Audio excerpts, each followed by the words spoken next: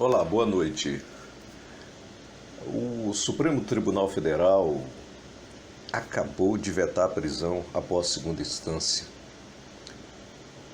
e desta forma abre caminho para a soltura de pelo menos 4.900 presos. A princípio, esse número pode ser gigantesco, mas o que ocorre é que, para nós em particular, eu diria que para mim em particular, enquanto jornalista e acompanhando todos esses procedimentos desde 2016, enfim, não foi nenhuma surpresa.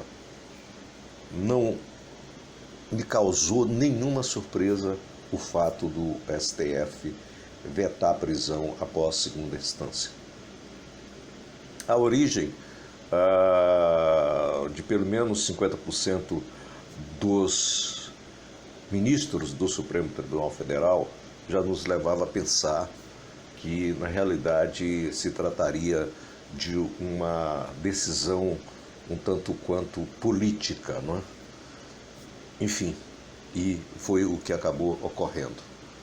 Há poucos minutos, a Globo deu essa notícia e todos os veículos de comunicação impressos online e, enfim, as redes sociais já estão tratando do assunto, né? E isso há poucos minutos que esta decisão saiu, coisa de uns 15 minutos, 10 minutos antes de eu estar gravando este áudio. E é claro, o Supremo Tribunal Federal decidiu nesta quarta-feira, dia 7, por 6 votos a 5, são 11 os ministros, né, que a prisão após condenação em segunda instância, antes do trânsito em julgado, contraria a Constituição e o Código de Processo Penal. E, portanto, não pode ser mais aplicado, como vinha sendo desde 2016, quando a mesma Corte adotou entendimento diferente. Quer dizer, mudam-se as leis, as formas, enfim, de se ver as coisas, né? Aí, mesmo que a Constituição determine de uma forma, muda para outra, depois retorna, enfim, conforme a vontade. Como dizia o Luther King, né? O que importa as leis, importa mesmo é quem as interpreta. E continua lá, veja, com isso cerca de 4.900 réus que foram presos nesta condição, segundo a estimativa do Conselho Nacional de Justiça, o CNJ, podem deixar a cadeia. Entre eles está o ex-presidente Luiz Inácio Lula da Silva. Vamos saber agora de que forma ele será colocado em liberdade. E o ex-ministro de governos, os ex-ministros de governos petistas, José Dirceu, Palocci, etc., além de mais de uma dezena de condenados na Operação Lava Jato, entre empreiteiros, operadores de propina e ex-funcionários da famosa Petrobras, única a apostar no pré-sal, né? E que teve agora, no leilão do pré-sal, arrematou os lotes que foram arrematados, muitos outros não foram, não apareceu o comprador. Lá fora não se acredita muito nas coisas do Brasil. O voto decisivo, pelo fim da prisão em segunda instância foi dada pelo presidente do STF, Dias Toffoli, depois que o placar chegou a ele empatado em 5-5, o que também não foi nenhuma novidade. Ia chegar empatado, com certeza, e o empate, no caso dos 11, só poderia ser 5-5, e o Toffoli iria decidir, ele decidiria, né? E Toffoli, vocês devem saber, é um ministro, presidente do Supremo Tribunal Federal, que nunca foi juiz e que foi advogado do PT, enfim,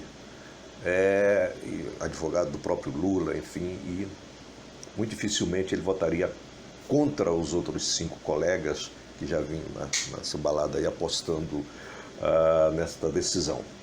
Além dele, votaram pelo fim da execução antecipada de pena os ministros Marco Aurélio Mello, obviamente, Ricardo Lewandowski, a ministra Rosa Weber, o Gilmar Mendes, que também não é nenhuma surpresa.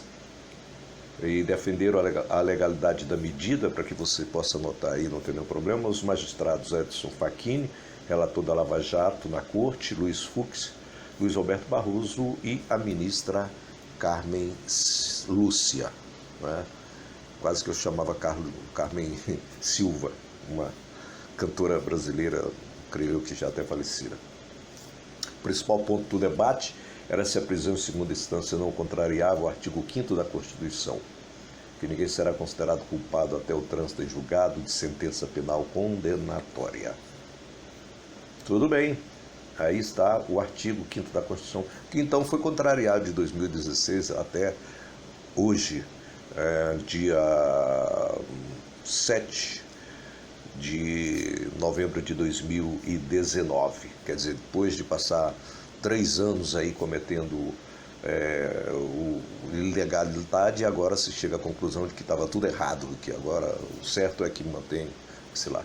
Também estava em discussão se o artigo 283 do Código de Processo Penal não vedava a execução antecipada da pena ao prever que ninguém poderá ser preso senão em flagrante delito ou por ordem escrita e fundamentada da autoridade judiciária competente em decorrência de sentença condenatória transitada em julgado ou no curso da investigação ou do processo, em virtude de prisão temporária ou prisão preventiva. Isso foi lá no passado, né? Antes de adotarem em 2016 esta outra visão que agora acabou, né, sendo derrotada exatamente no momento crítico que o Brasil está passando, onde existem aí centenas e centenas de prisões de presos famosos, políticos famosos, banqueiros famosos, empresários famosos, enfim, uma situação realmente que vai impactar muitas coisas, né, no Brasil de hoje, que já vive uma turbulência que não tem tamanho. Agora imagine o que vai acontecer com essa decisão do Supremo Tribunal Federal. E já não vem sendo assim bem visto pelo povo brasileiro, enfim, já muitos questionamentos. Mas ocorreu e saiu esse resultado. Mais uma vez reafirmo, para mim não foi surpresa de forma alguma, não foi surpresa o voto do Toffoli, não foi surpresa os outros 4 votos, e muito menos os outros 5 votos a favor de que se mantivesse a prisão em segunda instância. Né? Então, esta é a notícia que vai virar a noite, vai amanhecer o dia e, naturalmente, o assunto do momento. Né? A menos que o presidente Bolsonaro amanhã protagonize mais um episódio daqueles que ele costuma diariamente jogar nas nuvens, né? Jogar nas nuvens, nas redes sociais, ou então ali diretamente quando ele sai do Palácio do Planalto para ir a algum lugar, aquela tradicional paradinha onde ele descarrega o que ele bem entende. Se isso não acontecer, este é o assunto que esta decisão do Supremo Tribunal Federal é o que vai render nesta sexta, sábado e domingo deste final de semana, a partir de agora. É minha análise, enfim, poderia demorar mais, mas acho que já tomei muito tempo de todos vocês. Então espero que vocês ouçam e, se puderem, passe adiante esta nossa análise com relação à decisão tomada, finalizada agora, depois de quase um mês de votação, etc. E tal, no Supremo Tribunal Federal, depois de muita coisa. E agora aguardemos, com certeza, o PT inteiro deve estar comemorando, enfim, e não só o PT, mas outros partidos também, e outras